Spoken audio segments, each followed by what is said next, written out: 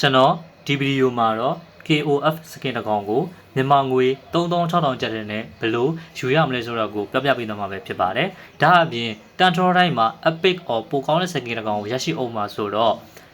Epic or Lucky Box စကင်တွေကိုလည်းအလကားရရှိအောင်မှာပဲဖြစ်ပါတယ်။ကျွန်တော်ရဲ့ channel လေးကို subscribe လေးလုပ်ပေးခြင်းဖြင့်ကူညီပေးခဲ့ကြပါအောင်ဗျ။ဒီ event ကတော့ January 30မှာရောက်ရှိလာမှာဖြစ်ပြီးတော့ March 9ရက်နေ့မှာ event ကကုန်ဆုံးမှာပဲဖြစ်ပါတယ်။ event ကြာချိန်ကတော့38ရက်ပဲဖြစ်ပါတယ်။ KOF Bingo နဲ့ KOF 97 နှစ် series နှစ်ခုလုံးက event တစ်ခုတည်းအနေနဲ့ရောက်ရှိလာမှာပဲဖြစ်ပါတယ်။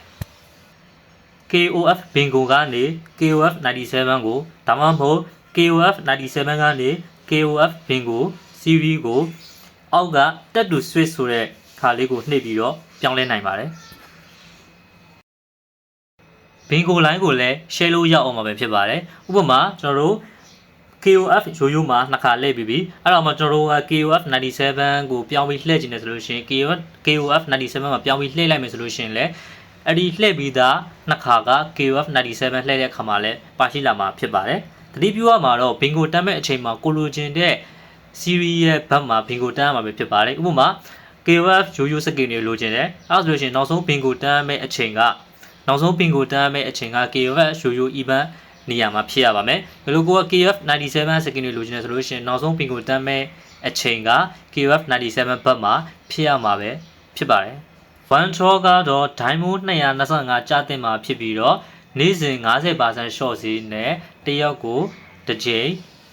Diamond 112လုံးနဲ့လှည့်လို့ရမှာပဲဖြစ်ပါတယ်။ Turn draw ကတော့ Diamond 2250ကျတင်မှာဖြစ်ပြီးတော့ပထမဆုံး Turn draw က 30% short ဈေးနဲ့ Diamond 1585ပဲကျတင်မှာဖြစ်ပါတယ်။ Premium Supply Free Token တွေအနေနဲ့ကကြတော့ Phase 1, Phase 2ဆိုပြီးတော့ Phase 2ခုအနေနဲ့လာမှာပဲဖြစ်ပါတယ်။ Phase 1ကတော့ February 6ရက်နေ့ကနေပြီးတော့ February 10ရက်နေ့ထိလာမှာဖြစ်ပြီးတော့ Phase 2ကတော့ February 13ရက်ကနေပြီးတော့ February 18ရက်နေ့ထိလာမှာပဲဖြစ်ပါတယ်။9ရက်စီကြာမြင့်မှာပဲဖြစ်ပါတယ်။ Phase တစ်ခုကို Free Token 16ခုရရှိမှာဖြစ်ပြီးတော့ Phase 2ခုဆိုတော့စုစုပေါင်း32ခုရရှိမှာပဲဖြစ်ပါတယ်။လောက်ရမယ့် test တွေကတော့ login ဝင်ရမယ်။ Diamond ဖြည့်ကမယ် Diamond 50ဖြည့်ကမယ် Diamond 100ဖြည့်ကမယ် Diamond 250ဖြည့်ကမယ်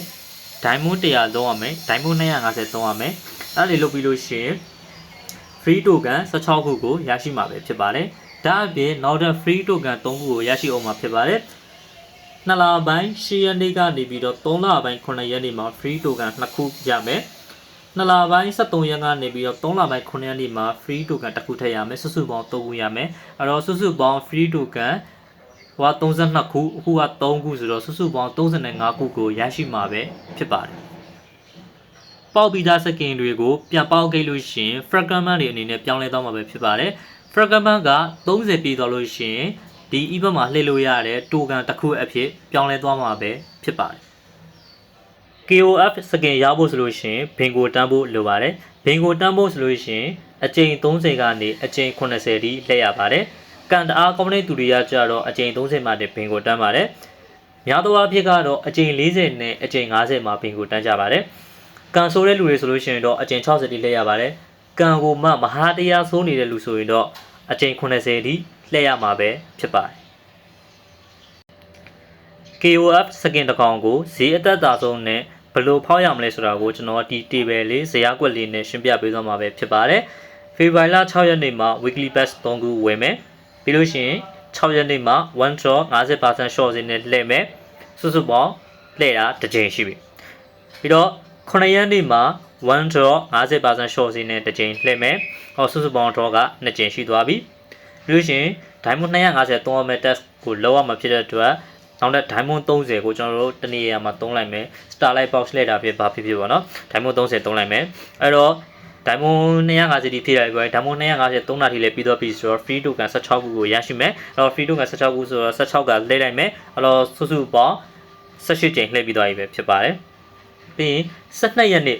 9ရက်နေ့ပြီးလို့ရှိရင်8 90 17မှာကျွန်တော်တို့ကweekly bus ပွဲထားတဲ့အတွက်တစ်ရက်ကို diamond 20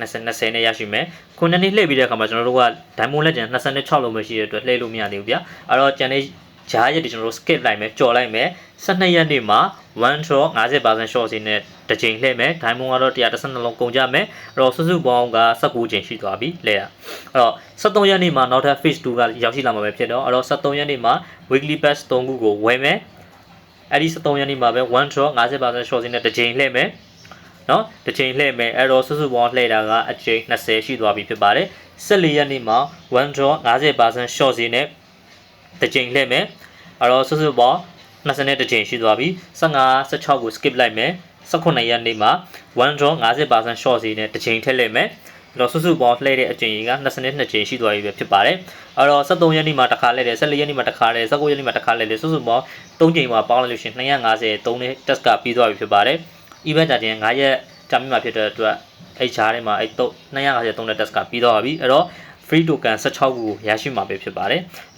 free token 16ခုနဲ့16ကလှည့်လိုက်တယ်အဲ့တော့စုစုပေါင်းလှည့်တဲ့အချိန်ကြီးက38ချိန်ရှိသွားပြီပဲဖြစ်ပါတယ်အဲ့တော့ပြီးလို့ရှိရင်တော့စောစောရတဲ့နောက်ထပ်3 free token 3ခုထပ်ရအောင်မှာဖြစ်ပါတယ်အဲ့ရတဲ့ free token 3ခုကိုလည်းနောက်ထပ်3ချိန်ထည့်လိုက်လိုက်ပါတယ်အဲ့တော့ကျွန်တော်တို့လှည့်တဲ့အချိန်ကြီးကစုစုပေါင်း40ချိန်ရှိသွားပြီပဲဖြစ်ပါတယ်အချိန်40မှာဘင်ကိုတန်းတဲ့လူတွေကတော့ကျွန်တော်ဒီ weekly pass 6ခုမြန်မာငွေ3600ကျပ်ထင်းနဲ့ KOF စကင်တစ်ကောင်ကိုရရှိမှာပဲဖြစ်ပါတယ်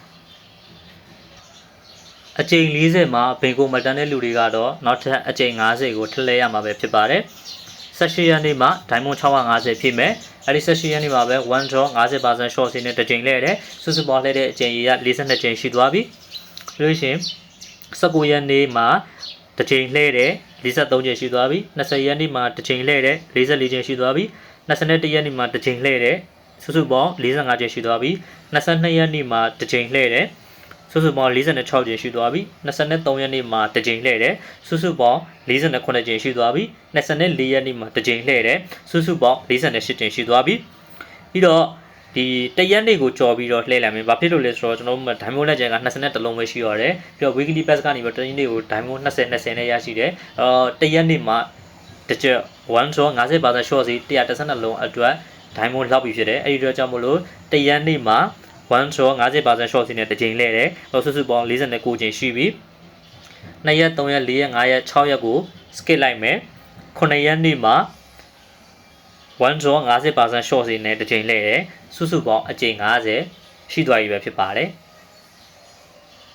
အချိန်50မှာဘင်ကိုမတန်းတဲ့သူတွေကတော့အချိန်60ကိုထပ်လဲရမှာပဲဖြစ်ပါတယ်မတ်လ9ရက်နေ့မှာ diamond 1585လုံးကိုဖြည့်မယ်တန် draw 30% short စီနဲ့1585လုံးနဲ့လှည့်မယ်အဲ့တော့စုစုပေါင်းအချိန်60အချိန်60မှာမှဘင်ကိုမတန်းသေးဘူးဆိုလို့ရှိရင်အချိန်80ထိထည့်လိုက်ရမယ်အဲ့တော့မတ်လ9ရက်နေ့မှာ diamond 2250ဖြည့်မယ်တန် draw diamond 2250နဲ့တန် draw လှည့်လိုက်မယ်အဲ့တော့စုစုပေါင်းလှည့်တဲ့အချိန်ကအချိန်80ရှိပြီဖြစ်ပါတယ်အချိန်80ဆိုရင်တော့ဘင်ကိုကမဖြစ်မနေတန်းပါပြီဖြစ်ပါတယ်အချိန်80ကတော့လုံးဝကိုမဟာတရားကြီးကိုကန်ဆိုးတဲ့လူတွေပဲရောက်ရှိမှာဖြစ်ပါတယ်များသောအားဖြင့်ကတော့အချိန်40အချိန်50မှာဘင်ကိုတန်းကြတာများပါတယ်ကျွန်တော်ရဲ့ channel လေးကို subscribe လေးလုပ်ပေးခြင်းဖြင့်ကူညီပေးခဲ့ကြပါအောင်ဗျအခုဗီဒီယိုလေးကိုလည်း like and share လေးလုပ်ပေးခြင်းဖြင့်ကူညီပေးခဲ့ကြပါအောင်ဗျ